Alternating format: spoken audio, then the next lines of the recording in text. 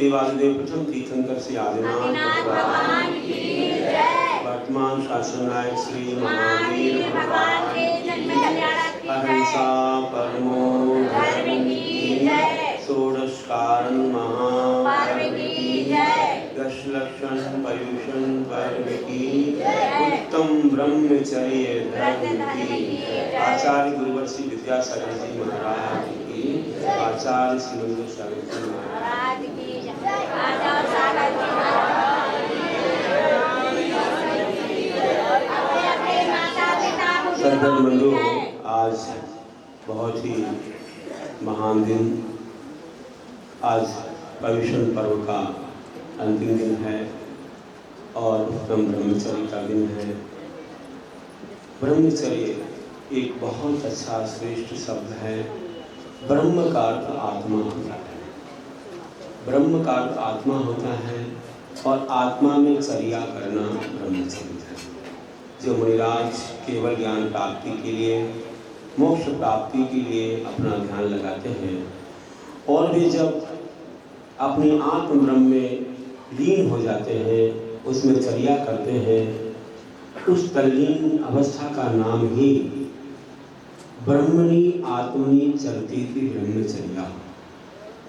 अपनी आत्मा में लवलीन होने का नाम उत्कृष्ट ब्रह्मचर्य है। और व्यवहार में इसे क्या कहा जाता है, ये भी आवश्यक है। व्यवहार की बात भी आवश्यक है, क्योंकि व्यवहार के बिना निश्चय तक नहीं पहुंच सकते हैं। तो हमारे आगम में कहा है कि जो जितनी भी पुरुषों की अपेक्षा से जितनी भी नारियां हैं, महिलाएं हैं, उनको अपनी माँ, बहन, पुत्री आदि के सदृश देखना, और महिलाएं हैं वे पुरुषों को अपने पिता, भाई, पुत्र आदि की दृष्टि से देखें। ये एक ब्रह्मचर्य है और इसके अनेक भेद हैं। मुनियों की अपेक्षा से या जो अखंड ब्रह्मचर्य पालन करना चाहते हैं, वे लोग किस प्रकार से ये ब्रह्मचर्य धारण करते हैं। तो कहा है, आचार्य पूज्यपाद सर्वसिद्धि ग्रंथ में कहते हैं कि अनुभूत आनंदना स्मरण कथा श्रवण स्त्री संसक्त शयनासनादि वर्जनात् ब्रह्मचर्यम परिपूर्ण मौतिष्ठते। कि जो अनुभूत स्त्री आदि का स्मरण न करने से, स्त्री विषयक कथा के सुनने का त्याग करने से और स्त्रियों से सटकर सोना बैठना आदि न करने से पूर्ण ब्रह्मचर्य का परिपालन होता है, ऐसा बताया गया है आगम में। और इसी तरह वार्षानुव्याख्या में कहते हैं आचार्य कुंकुम, इसौगंगम पेच्छन्तो इत्थीनं तासुमयदिरदे भावं सोब्रह्मचर्य भावं सक्कविकल्बुद्धरं धरिधुं। कि जो स्त्रियों के रूप को देखते हुए, उनके शरीर के देखते हुए भी स्त्रियों में राग भाव, बुरे भाव को नहीं धारण करता, निश्चय ही उसके पास जो ब्रह्मचर्य होता है वो ब्रह्मचर्य का धारण करने वाला होता है। साथ ही कार्तिक अनुप्रेक्षा में भी इसी तरह बताया है कि जो परि हरे विसंगम महिलाणं पश्य देवों काम कहा निरीहो नौवे हरे तस्य। जो यदि स्त्रियों के संग का परिहार करता है, उनसे बचता है और उनके रूप आदि को देख करके राग नहीं करता, उनको राग की दृष्टि से नहीं देखता और काम कथादि से जो दूर होता है, उसके 9 प्रकार का ब्रह्मचर्य होता है। और हम लोग इसी के संबंध में सुनते हैं जब मुनियों के इतना श्रेष्ठ ब्रह्मचर्य कहा गया है, तो वे ऐसे ब्रह्मचर्य के माध्यम से निश्चित रूप से अपने जन्मों जन्मों के कर्मों का क्षय करके अपनी आत्मा रूपी ब्रह्म में लीन होकर निश्चित रूप से अपने कर्मों का क्षय करके केवल ज्ञान को पाते हैं, मोक्ष को पाते हैं। मुनिराज को छोड़िए, श्रावक लोग भी इतने कठिन कठिन ब्रह्मचर्य धारण करते हैं जिनके बारे में कहना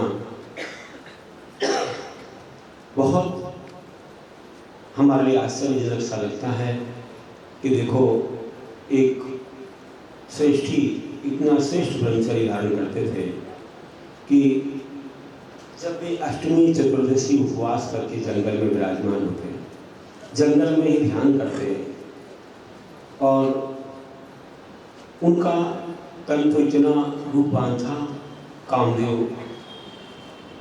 के सदृश रूप को धारण करने वाले वे, कामदेव के ही रूप को धारण करने वाले वे आत्मा, और उनके जीवन में अनेक परीक्षा होती हैं। उनके रूप को देकर के एक ऐसे राजा जिनकी पत्नी सुनकर के मात्र, देख कर के मात्र इतनी प्रभावित हो जाती है कि मुझे अपनी आंखों के सामने वे चाहिए, और वह पता लगाती है अपनी राशि आदि के माध्यम से और उनको बुलवाती है। तो वे कारण पूछते हैं कि क्या कारण है। नहीं, आपको बुलाया है रानी ने, और कारण ये था कि जब एक बार देखा था कोई ऐसे समय पर कि जब कोई वन में जंगल में सब लोग पहुँचे थे तो वहाँ पर देख लिया था, और उसके कारण से प्रभावित होकर के बुलवाया, और बुलवाने के बाद में जब उनको अपने पास ही रहने को बोला तो उन्होंने एक ऐसा कह दिया, अभी ऐसे महान आत्मा जिनको केवल ज्ञान की बात अभी हम सुनने वाले हैं, कितना उनके अंदर, कितनी क्षमताएं उनके अंदर थी, देखिए आप, कैसी परीक्षा हो रही है। उन्होंने एक झूठा शब्द कह दिया कि मैं तो नपुंसक ही हूँ, आप मुझे क्यों पास में बिठाना चाहते, मैं तो नपुंसक हूँ, ऐसा करके तो तुरंत उनके लिए छोड़ दिया गया। लेकिन जब देखा कि अरे वे तो ऐसे नहीं है, उनके पास तो सब कुछ क्षमताएं हैं, और जब उनके जीवन में सब देखा कि देखो संतान उत्पत्ति आदि के बारे में सुना, तो उसके बाद पुनः एक बार उपसर्ग करने का फिर अवसर आ गया। और जब वे ध्यान में लवलीन थे जंगल में, तो उनके लिए दासी से कहा गया, बहुत बुद्धिमान थी दासी की, कैसे भी तो लाना है। उसने किस प्रकार से किया, आप सुदर्शनोदय काव्य पढ़ेंगे, आचार्य ज्ञानसागर जी महाराज जी ने लिखा है, बहुत अच्छा है, और इससे हमें बहुत अच्छी शिक्षा मिलती है कि जब दासी ने क्या किया कि बीच में इतने सारे लोग वहाँ द्वारपाल रोड कर रहते हैं, उनके बीच से हम कैसे ले जाएंगे, और राजा को ये बात मालूम नहीं पड़े।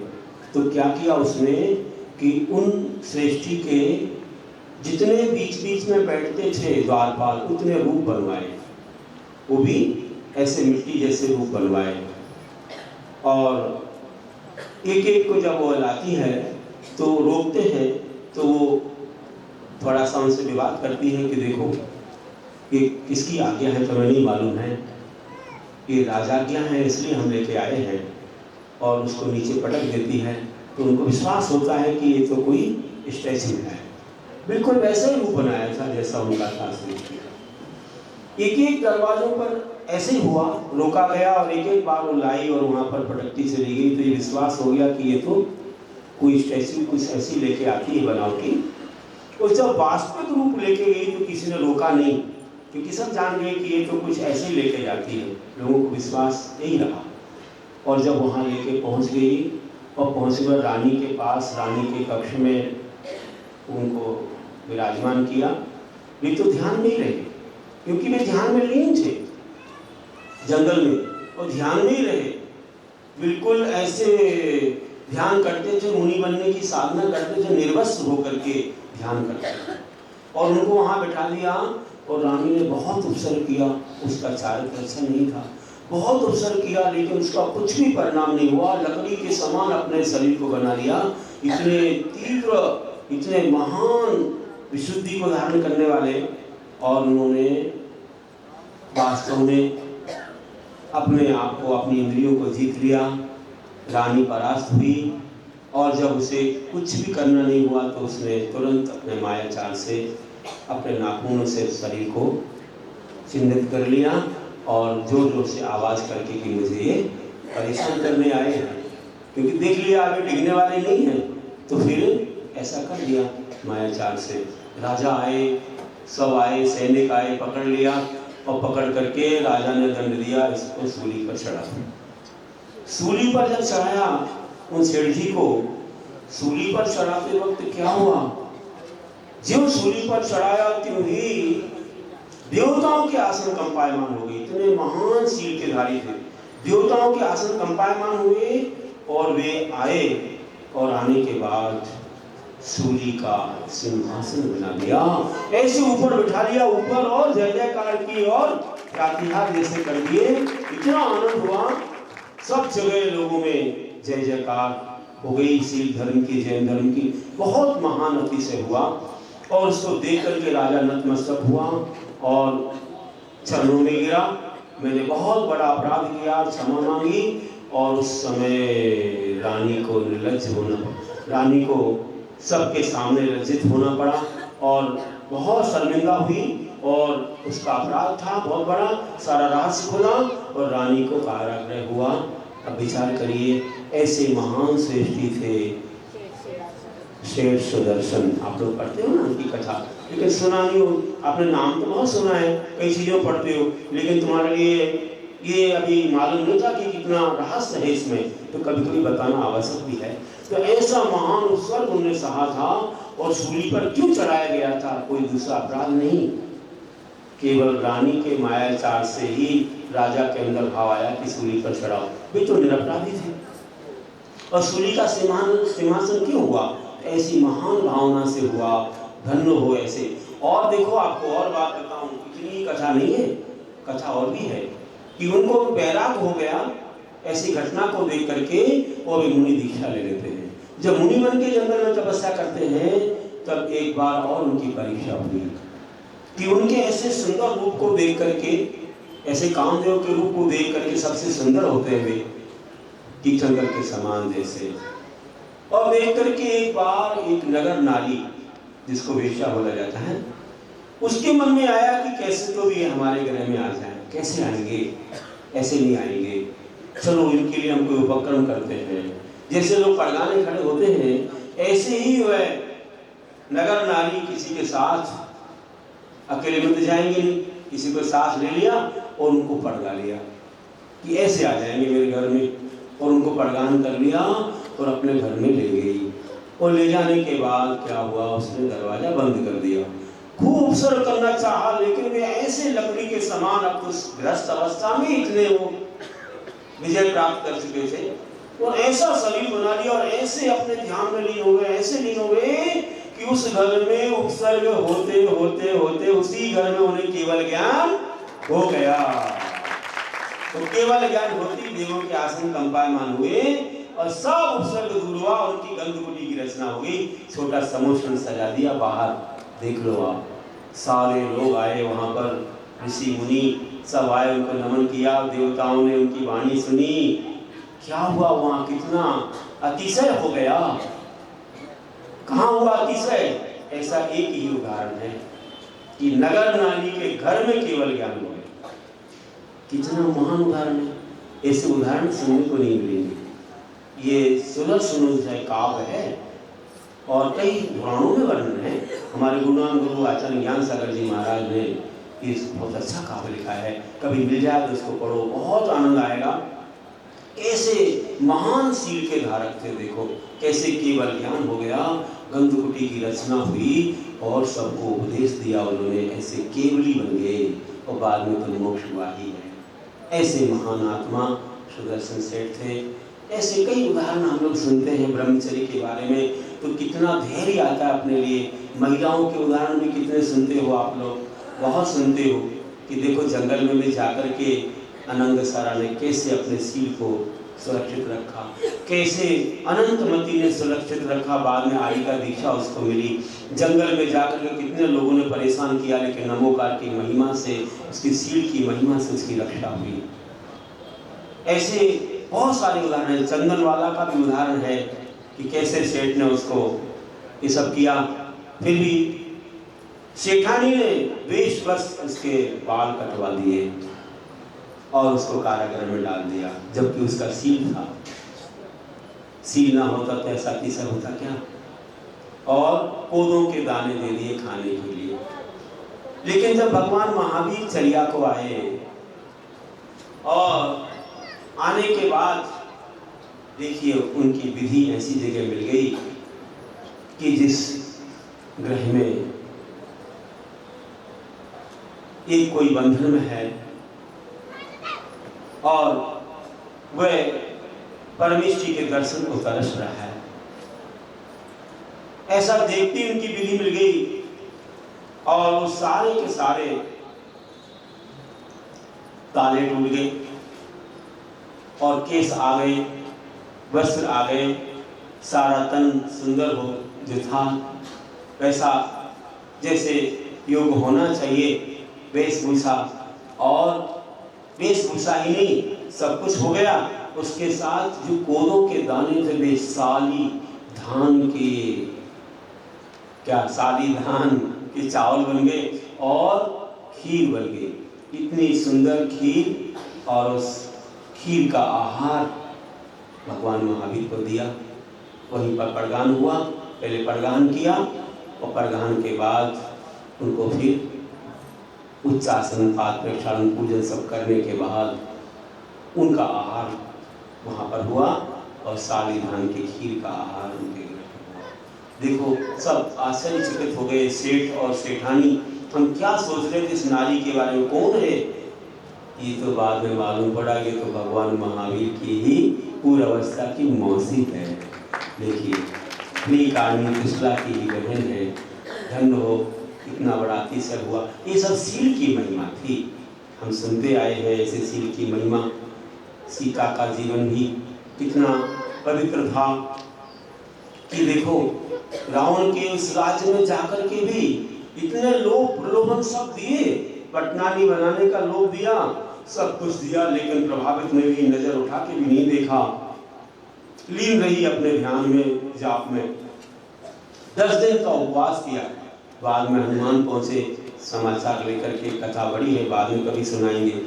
और जब सीता को फिर जीत करके लाए राम सब, उसके बाद फिर अयोध्या में प्रवेश हुआ। सब होने के बाद भी राम ने आज्ञा दे दी कि राज्य में ऐसा ना हो कि कोई सोचे कि परघर में जाने के बाद उस नारी को भी अपने घर में रख लिया जाता है, तो क्या सील रहा उसका, अपना घर पवित्र कैसे माना जाए। इसलिए लोक में ऐसा कोई अपवाद ना हो, गलत परंपरा ना चले। इसलिए कोई भी अकेली नारी किसी घर में अकेली रह जाए, किसी पुरुष के साथ अकेली रह जाए तो अच्छा नहीं मानते। ये ध्यान रखना, उसको घर में ऐसे प्रवेश नहीं मिलता। तो अग्नि परीक्षा होगी। पहले तो उन्होंने कहा कि इसको जंगल में रखना है, फिर बाद में सोचेंगे क्या करना है। जंगल में भेज दिया। जंगल में भेज दिया। अधिसेनापति को बोला कि जाओ जंगल में छोड़ के आओ। पहले तो तीर्थ यात्रा के बहाने ले जाओ और ले जा करके, दासी तो साथ में है, और कहो कि चलो वनविहार और वहाँ पर दर्शन करेंगे, ये राजा की आज्ञा है। संदेह तो हो गया था। तो जंगल में गई और वहाँ जाकर के उनको जंगल में छोड़ा और कहा कि अब आपको कुछ दिन वन में रहना है। समझ गई बात को। तो उन्होंने एक संदेश भेजा उस सेनापति से। सेनापति रोने लगा कि मैंने इतना बड़ा पाप कर लिया जो कभी नहीं किया मैंने और ना कभी करूँगा, कि ऐसी शीलवंत महान एक रानी को मैं जंगल में छोड़ रहा हूँ।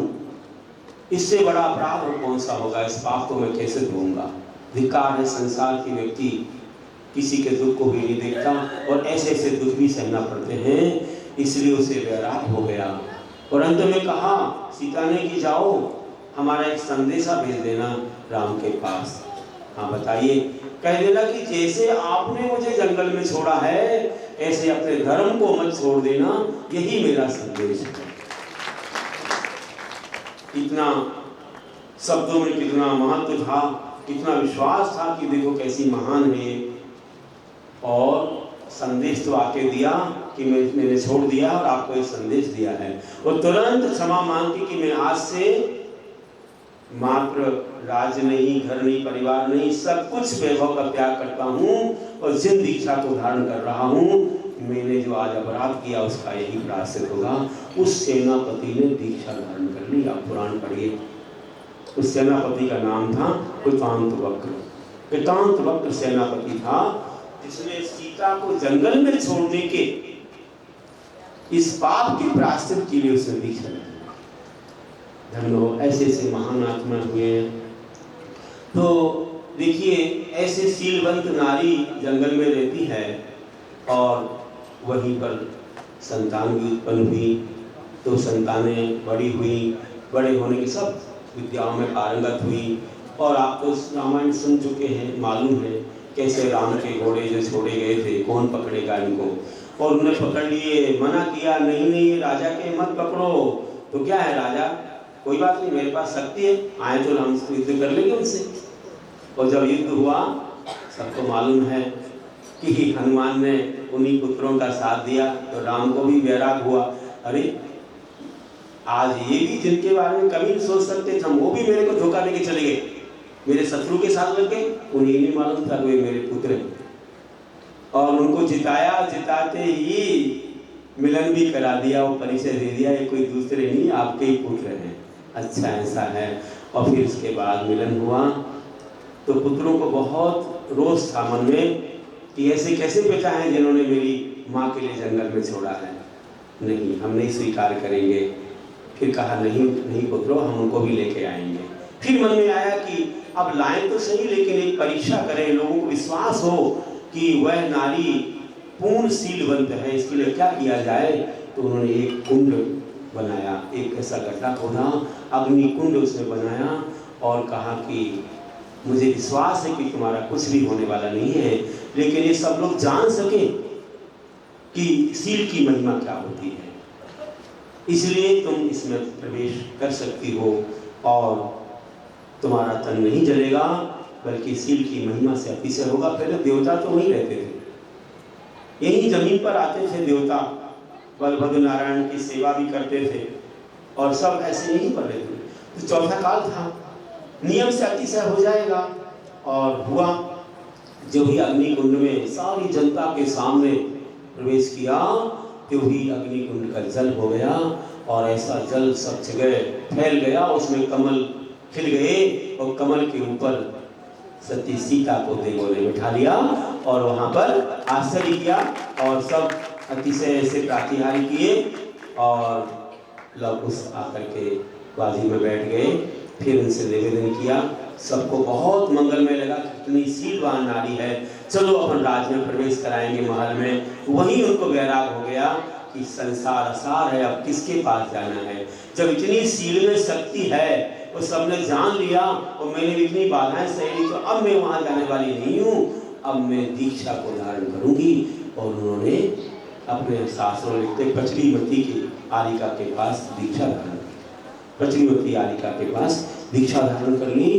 तो दीक्षा धारण करके तप में लीन हो गई, महान तप को धारण किया और आलिका के उस पद को धारण करके बहुत घोर तपस्या की और उसके बाद समाधि से मरण करके 16वें स्वर्ग में प्रतीन्द्र का रूप धारण कर लिया।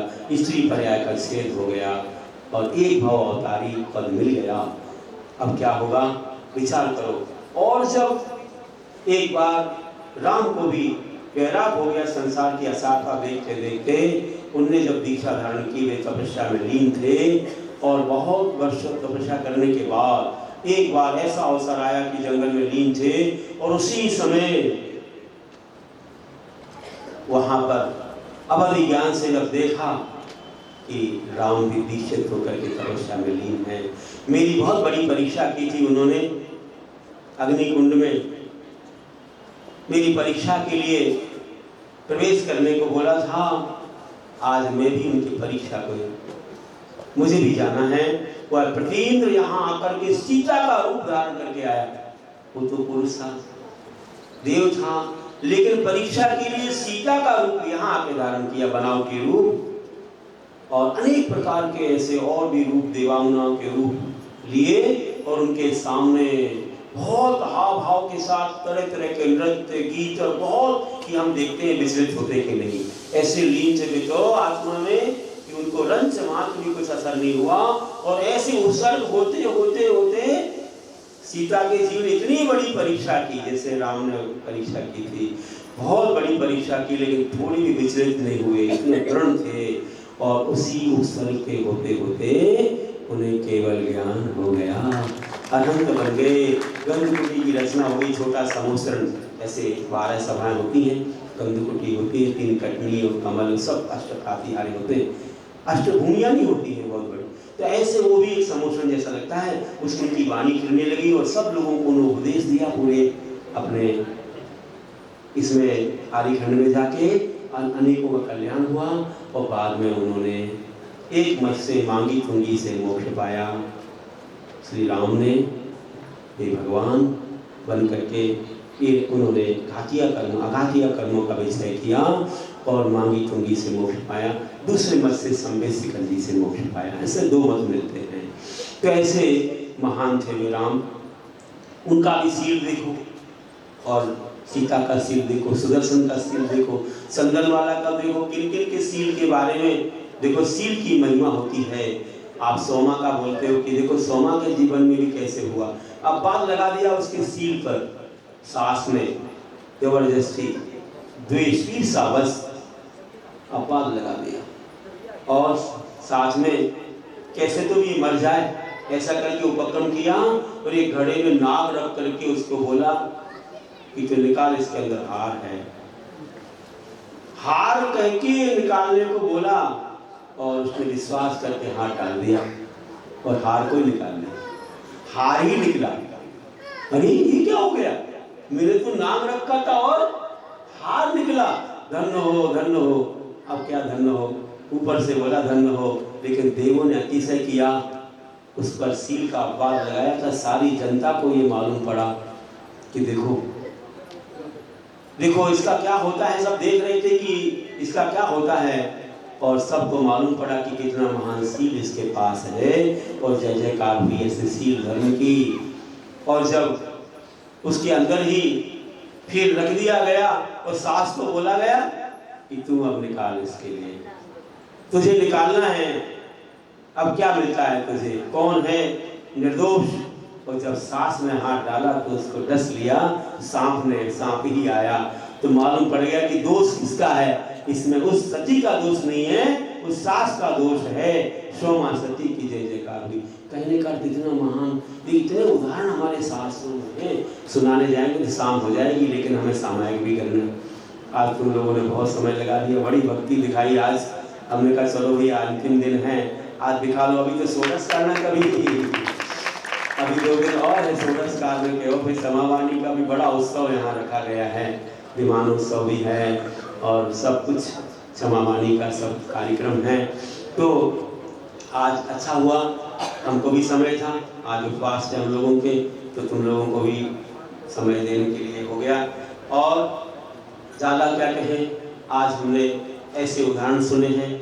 और भी एक विशेष उदाहरण है, लेकिन आज नहीं सुनाऊंगा, फिर कभी सुनाऊंगा। सुनाना था लेकिन नहीं।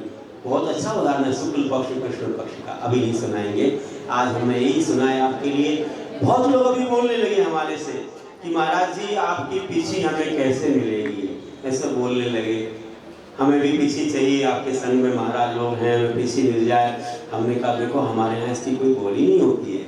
हमारे यहाँ तो जो सील को धारण करते हैं उनको ये पीछी का दी जाती है, उनसे ली जाती है। मैं तो कह रहा हूँ कि देना तो और ज़्यादा महत्वपूर्ण है, क्योंकि जिस किसी से 1 वर्ष तक रक्षा करेंगे महाराज जीवों की, ऐसा उपकरण दान करना और महत्वपूर्ण है। तो हमने कहा ये तो सब सील से होता है, ब्रह्मचर्य से होता है। तो जो लोग अपने घर में रह करके इतना पालते हैं कि जैसे हमने देखा सुदर्शन सेठ देखो घर में रहकर के इतना सील पालते थे, और ऐसे ही जो लोग अपने घरों में रहकर के सील बांध रहते हैं और बहुत अच्छे से सील की साधना करते हैं। कोई तो शब्द व्यसन के त्यागी रहते हैं और सब जो पर है उनके लिए अपने किस रूप में मानते, मैंने बताया था कि कैसे माँ बहन बेटी, और जैसे पुरुष लोग हैं तो कैसे, और कैसे माताएं हैं तो कैसे अपने भाई बहन पिता आदि के रूप में, भाई पुत्र पिता आदि के रूप में मानते हैं। तो ऐसे अपन के भाव होना चाहिए, और ऐसे भाव रहने से कितना मंगलमय होता है। कोई लोग साधना करते हैं और आगे ब्रह्मचर्य की पर्व दिनों में 10 लक्षण है, षोडश कारण है और अष्टांगी का पर्व है, इसमें ब्रह्मचर्य रखते हैं। कोई महीने में 15 दिन, 20 दिन, 25 दिन, 29 दिन तक भी किसी को भाव रहता है कि मैं माता पिता बनना है भगवान के, तो वो लोग 29 दिन का ले लेते हैं। और क्योंकि माता पिता कल्पना फिर कैसे करेंगे करके ऐसा ले लेते हैं व्रत, और भले पूरा साधना करते रहते हैं, और ऐसे लोग भी सामने आते हैं। तो मैं तो कहता हूँ कि ऐसे लोगों को ये अवसर मिलता है प्राय कि जो लोग ऐसी साधना करते हैं, ज़्यादा आपको त्याग नहीं करना, इतना भी आपने त्याग किया तो मैं बहुत मानता हूँ। लेकिन ऐसे ब्रह्मचर्य के साथ कोई शुक्ल पक्ष का, कोई कृष्ण पक्ष का भी रखते हैं, और ऐसे अच्छे शुद्ध भावों के साथ ब्रह्मचारी के धारी जो मुनि हैं उनको पीछी देना और पीछी लेना कितना महत्वपूर्ण होता है। तो आप जानिए, कहते हैं कि वह मयूर पंख से बनती है, और मयूर के बारे में सब बोला जाता है कि वो ऐसा संयोग नहीं करता। कहते हैं कि वह आंसू से ही वह गर्भ धारण कर लेता है, ऐसा कुछ उदाहरण आता है। तो इससे मालूम पड़ता है, ऐसे पक्षी से भी बड़ी शिक्षा मिल रही है कि जो है उन पंखों से ये पीछी बनती है, और ये पंख स्वयं ही अपने आप गिर जाते हैं। अभी बस ये दिन आएंगे दिवाली के पहले और गिरने लग जाएंगे, और उनको इकट्ठा करते हैं लोग और भिजवाते हैं महाराजों के पास। कई चीज़ें बनती, इसकी दवाइयाँ भी बनती हैं, कई चीज़ें। तो ऐसे जैन लोग इसकी दवाई नहीं खाते हैं, लेकिन ये बनती ही बताते हैं, और कई सौंदर्य के लिए भी उपयोग करते हैं। तो ये पंख बहुत हैं, हजारों मयूर हैं भारत में, और इनकी रक्षा भी गवर्नमेंट भी कर रही है, और ये राष्ट्रीय पक्षी है। और स्वयं ही पंख छोड़कर हम कारंगा जी में थे तो वहाँ पर स्वयं ही हम जंगल जाते थे तो वहाँ कितने पंख मिलते थे, कम 1000 से ज़्यादा मोर होंगे। वहाँ सुबह से ही आ जाते थे मंदिरों के सामने, चावल वगैरह खाते थे। तो हम लोगों ने देखा, जंगल में गए, वहीं पंख मिल जाते थे बहुत सारे, लोगों ने ला करके हमको दिए। उस बार वहीं के पंखों से पीछी बनाई थी, बहुत मयूर थे वहाँ। ऐसे भारत में अनेक जगह पर है, राजस्थान गुजरात में तो बहुत हैं, और भी दक्षिण भारत और सब जगह। तो ऐसे गुड़गांव साइड में और दिल्ली साइड में बहुत मयूर हैं।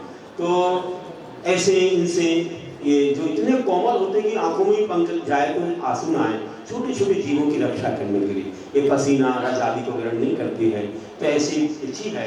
तो इसको देने से कितने जीवों का रक्षण होता है। तो जो लोग इसको देंगे या लेंगे उनको ब्रह्मचर्य व्रत की साधना करनी चाहिए। तो जो करेंगे, और कम से कम उम्र में ज़्यादा से ज़्यादा करेंगे, कितना करेंगे हम कंपेयर करेंगे, अभी से नहीं बताएंगे। जो लोग हमको बता देंगे कि हम ऐसी साधना कर रहे हैं, कई लोग आके लेके गए हैं मेरे पास से, कत भी लेके गए हैं। मैंने कहा भाई देखूंगा, आप तो बोलते जाओ सब लोग, फिर हम कंपेयर करेंगे, उसी समय हम जो है तुलना करके फिर किसको निश्चित करना है करेंगे। लेकिन अभी से आप लोग अपनी साधना भावना बढ़ाइए, और आपको भी देने का या लेने का या हाथ लगाने का सौभाग्य मिले। जो जितना करेगा उतना आपको मिलेगा। फिर कभी हम आपको ये उदाहरण और भी आगे सुनाएंगे। तो आज तो इतना ही रखते हैं कि आज हमने ये ब्रह्मचर्य का जो सुना है, इसमें बहुत अच्छे पवित्र भाव होते हैं, निर्मल भाव होते हैं। सबसे ज़्यादा पाप इसी के लिए हो रहे हैं, और ये छोड़ दिया तो कितने ही पापों से लोग मुक्त हो जाते हैं। तो एक बहुत अच्छी साधना है, ना कोई घर छोड़ना ना परिवार, अपने निर्मल भावों को बनाने के लिए एक अच्छा उपक्रम है। बस इसकी साधना के लिए और हमें गुरुओं से पूछ लेना चाहिए कि ऐसे कोई चित्रों से हम दूर रहें, ऐसे कुछ खान पान से भी दूर रहें। अब इतना अच्छा व्रत धारण करेगा तो फिर वो तो जमीकन भी नहीं खाएगा, क्योंकि वो तामसिक होते हैं, ये भी सबको मालूम हो। जितनी भी हिंसक ज़्यादा जीवों की हिंसा है ना, इसलिए वो तामसिक होते हैं।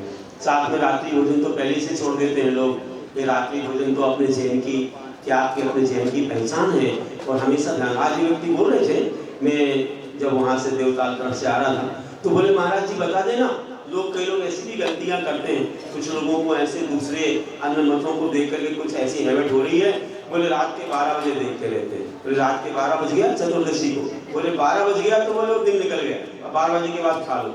उनको नहीं दिख रहा है कि तुम उल्लू हो कि निशाचर हो।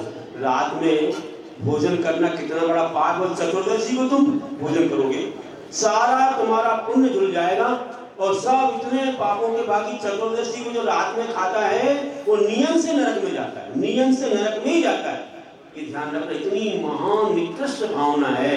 अपन देखते देखो विज्ञान भी कह रहा है कि रात्रि भोजन करने में भैया है इस सेल्फी लेने को नहीं है सवाल, अभी उठा देंगे तुम्हारे लिए। क्या बोल रहा हूँ कि देखो इतना महान विज्ञान भी कह रहे हैं, जैन धर्म में तो है कि भैया रात्रि में सूर्य अस्त होने के बाद जीवों की उत्पत्ति हो जाती है, भोजन में गिरते उनको उसको विषाक्त बनाते हैं, उसको करने से मांस खाने जैसा दोष लगता है। 2 इंद्रिय आदि जीव हो तो रात में भोजन करना मांस के समान, रात में पानी पीना खून के समान, हमारे यहाँ नहीं और दूसरे धर्म के शास्त्रों में बोला है। तो रात्रि में जो पानी भी नहीं पीता उसको 6 महीने के उपवास का फल एक बार से मिलता है, एक दिन मैं बता चुका हूँ। और विज्ञान के अनुसार देखो तो रात्रि में ये अल्ट्रावायलेट किरणों के अभाव में बहुत सारे जीवों की उत्पत्ति होती है जो भोजन को विषाक्त बनाते हैं, इससे कई प्रकार के रोग उत्पन्न होते हैं। तो हमारे यहाँ बोला है कि ये जो किरणें हैं ये अस्त होने के 48 मिनट पहले से हीन हो जाती है, मतलब प्रभावहीन हो जाती है, जिससे कि जीवों की उत्पत्ति शुरू हो जाती है। इसलिए व्रती लोग कितने पहले, सूर्य अस्त के 48 मिनट पहले भोजन कर चुकते हैं और सुबह भी सूर्य उदय के 48 मिनट बाद भोजन करते हैं शुरू। क्यों? उन किरणों को प्रभावी होने में समय लगता है 48 मिनट तक, तब कहीं वे जीव यहाँ वहाँ हो जाते हैं या खत्म हो जाते हैं, दूर हो जाते हैं। इसलिए सुबह सूर्य उदय के 48 मिनट बाद और शाम को 48 मिनट पहले सूर्यास्त के भोजन कर लेना चाहिए। और रात्रि में किया गया भोजन कितना हमारे लिए हानिकारक होता है, विज्ञान कहता है कि जब तक आधा भोजन ना पच जाए तब तक शयन नहीं करना चाहिए। मतलब आप तुरंत खा के सो जाओगे तो डाइजेस्ट नहीं होगा और बुरे बुरे स्वप्न भी आएंगे, सुबह उठते हेडेक, कहीं कोई और भी आपको अनेक प्रॉब्लम्स हो जाएंगे कब्ज वगैरह के। इसलिए रात्रि में खा के नहीं सोना चाहिए। तो शाम को खा लेते हैं, जैसे 8 घंटे में भोजन पूरा भस्म हो जाता है। जिस साधारण भोजन किया गया है 8 घंटे में पूरा भस्म हो जाता है। तो आप शाम को भोजन करेंगे तो 4-5 घंटे में आधा पच जाएगा, फिर सोएंगे तो हल्कापन लगेगा और ये कोई रोग व्याधियां नहीं आएंगी। इसलिए रात में भोजन नहीं करना चाहिए। अब देखो आप शाम को भोजन करो, कभी कोई देर हो गई किसी को मानो और कोई मानो पेय ले लेता है तो कहते हैं कि 1 गिलास दूध और 2 केले में इतनी कैलोरी होती है कि 24 आवर्स की कैलोरी बन जाती है। 24 घंटे की कैलोरी 1 गिलास दूध और 2 केले में है, ऐसा डॉक्टर्स लोग कहते हैं। अगर तुमने मानो शाम को जैसे देर होगी थोड़ी बहुत और तुमने कुछ ऐसा ले लिया तो तुम्हारा पूरा कितनी देर तक काम चल जाएगा। अगर रात में निकलेगी, रात में खाने की क्या आवश्यकता है?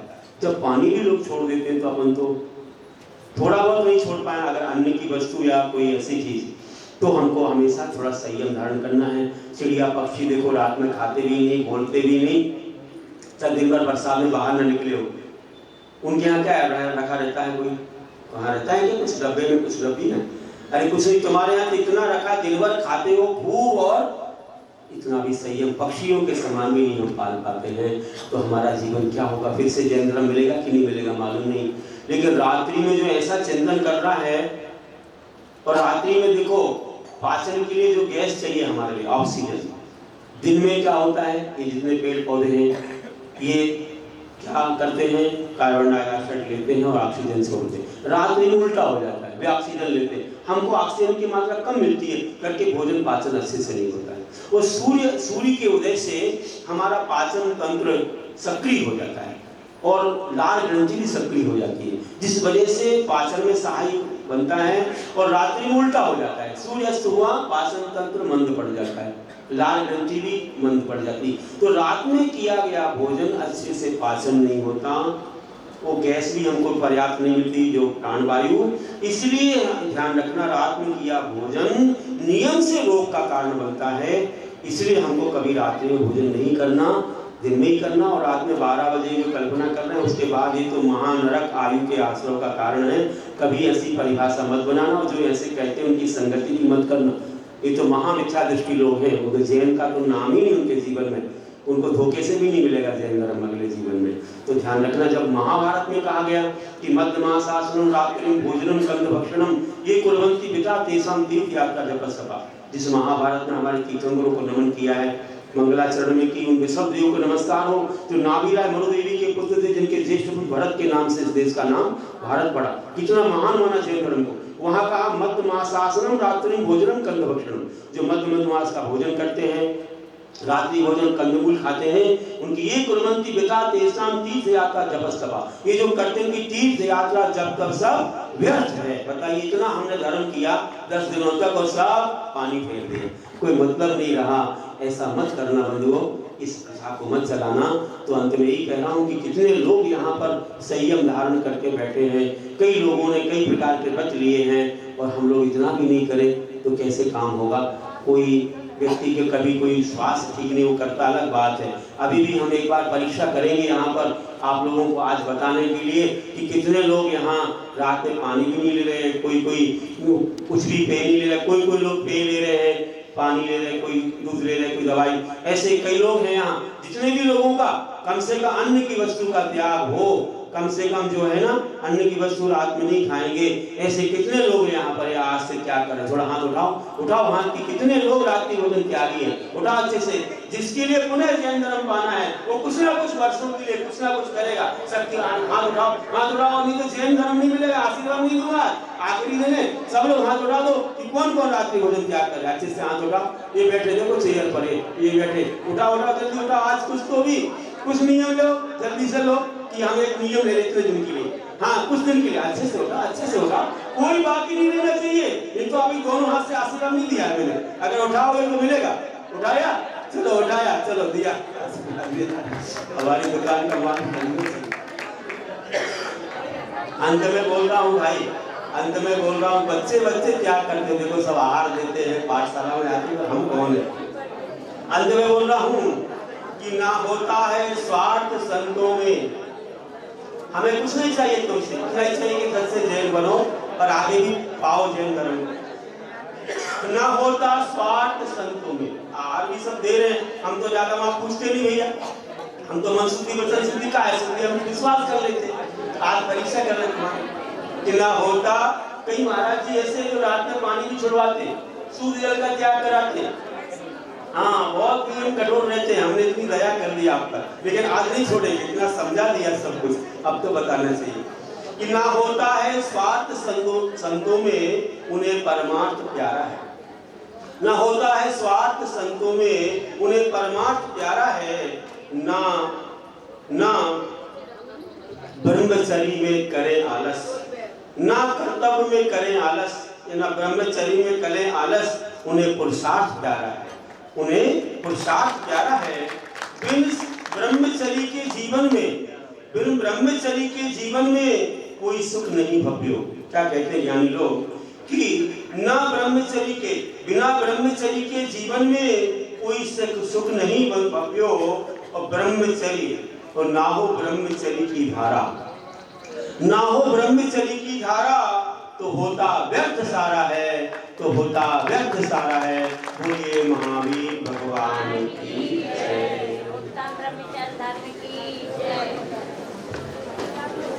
आज मालूम पड़ गया ना सबको।